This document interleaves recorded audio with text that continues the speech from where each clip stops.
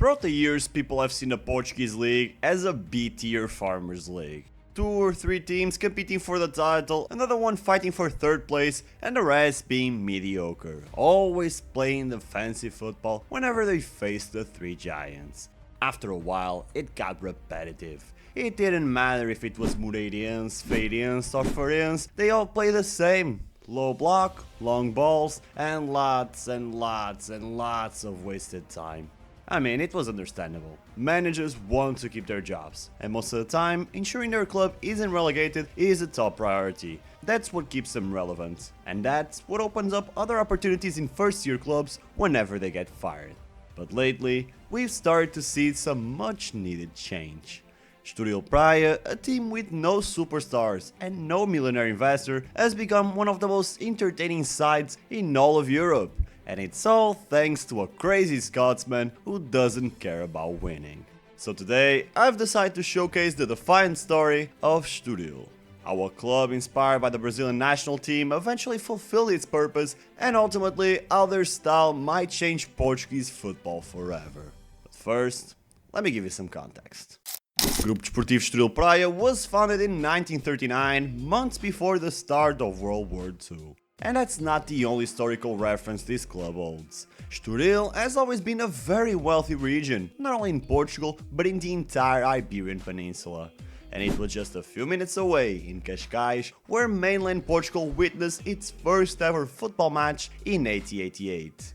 Now, it was only a test match between wealthy individuals who had experienced this new phenomenon in Great Britain, but that historic moment led to the continuous growth of not only football, but many other sports in that region.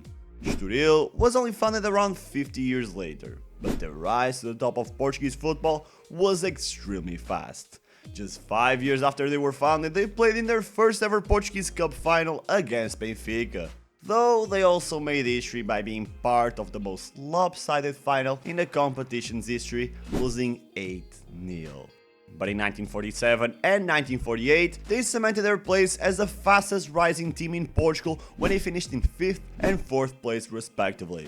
At first sight, they looked like they could even rival Sporting, Benfica and Belenenses in the near future, especially considering they were based in one of the wealthiest regions of the country with quite a decent fan support for the time. Shoulda, coulda, woulda. They didn't. By the 1950s, Estoril was relegated, and they would spend the next 20 years in limbo before money rescued their ass once again. I mean, how else could they appoint Jimmy Hagan fresh off 3 title wins with Benfica? Either way, the tough English manager instilled discipline in the players, and they were able to crawl back into the first tier. But as soon as he left, like a clueless child without their parents, Estoril quickly found themselves in trouble and back in the second tier. And now that I'm actually looking at their history of ups and downs, that story has pretty much been a constant for this friendly club. You see, after going down once again, Estoril rose from the ashes thanks to a future legend of Portuguese management, Fernando Santos. Yeah, I know, it's hard to imagine someone so stern and old-fashioned revolutionizing a club, but that's exactly what young Fernando did after being forced to retire at an early age. The young manager picked up Estoril, breathed life into the club, and stabilized them in the first tier. However, as soon as he left, the project came crumbling down, and the weak roots Estoril had in the first tier were quickly cut. Over the next 20 years, Estoril went through another odyssey of ups and downs before finally finding a worthy coach in Marco Silva. Similarly to Fernando Santos, Marco had recently retired and took over as coach while the club was still in the second tier. And again, it was the same old story. A meteoric rise back to the first tier, but this time with a twist. Estoril matched their best ever finish in 2 consecutive seasons, qualifying for the group stage of the Europa League twice in a row. It might not seem like much, but that was massive.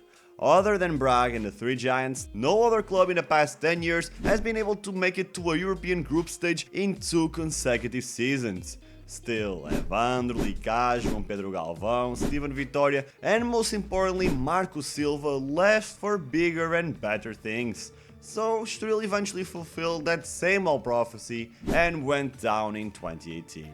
And what now, Throne? Is Ian Cathro the next savior, and why the fuck should we care about another repeat of the same old story? Well, first of all, I'm sure there are still people here who every year believe Man United will turn their fortunes around. And I'm 100% positive there are people watching this right now who every time their favorite Portuguese giant doesn't win, always blame Benfica or Porto. So, at least we keep it interesting and refreshing over here. But good news, Cathro's story is quite different from the rest.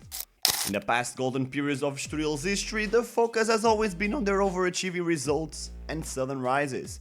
But this season, Estoril isn't blowing anyone out of the water with their results. To be fair, they're still very much in contention for European qualification next season, but it doesn't feel like a standout season like 2014, for example, when they were fully established in 4th place, beating Porto as if it was nothing.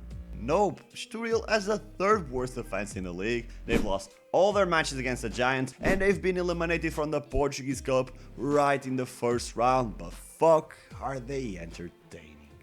Cathro began the season fielding his players in a 4-4-2 system, but he quickly realized it wasn't working. So he adapted to the now common 3-4-3 without giving up on his ambitious ideas. The Scottish coach believes in a fast-paced style of football, with high pressing and a high defensive line, and so far that approach has garnered the most entertaining matches in the league. Just off the top of my head, I can recall their 2-2 draw against Braga, where they tied the match close to the final whistle, and their away madness against Estrela and the other breakout team Santa Clara. Now, let's not pretend Estoril doesn't have ballers in their squad. They do, but they're just not that highly rated by fans yet. The most notable is João Carvalho.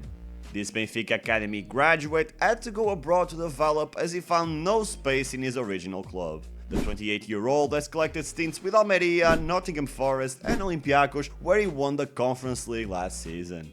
Nowadays, he's a seasoned player, more than capable of carrying a club like Estoril to glory. The other one is also a midfielder, Jordan Olsgrove. Seriously, I don't know how this guy hasn't been capped by Scotland.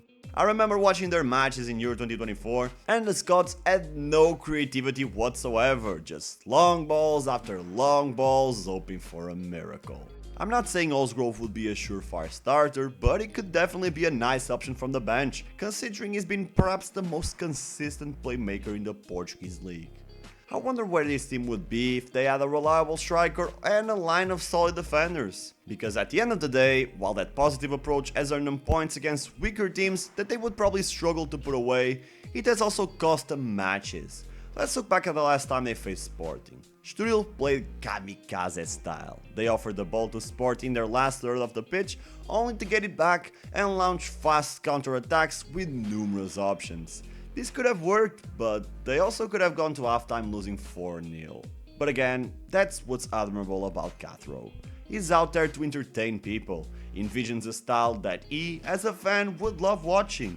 He found a group of players that might not have the ideal attributes to play it, but they certainly hold the perfect mindset to deal with it. He recently claimed in a press conference that you need culhões or big balls, to keep it PG for our Portuguese viewers, to play for Estoril.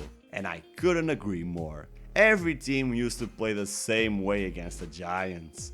They wasted time, they tried to secure the draw for as long as possible, and they showed little to no interest in fighting to score. And now, here comes a crazy Scot looking to change it all. As a complete neutral with no affiliation to Estoril whatsoever, I hope they succeed. They have 2 more chances to beat the Giant when they meet Porto and Benfica, plus 8 other league matches to hopefully seal a spot in the Conference League qualification phase. But you're wrong if you think I want them to thrive just because they play attacking football. It's all about the snowball effect. If one team plays in a certain way and they reap good results, chances are many others will try to follow their blueprint. Cathro isn't really a trailblazer. Cesar Peixoto notoriously tried playing more intricate football with passers, and he doomed them from the start with one of the worst initial runs to a season in 2022. On the other hand, low-risk, defensively solid football has been the go-to for pretty much everyone other than the top 4 or 5 for at least the past 10 years. It's obvious that Estoril's strategy is working, and it would be much more effective with some proper improvements to the back and front line, but we first need to see it succeed before others pick that idea up and improve it. But what do you think?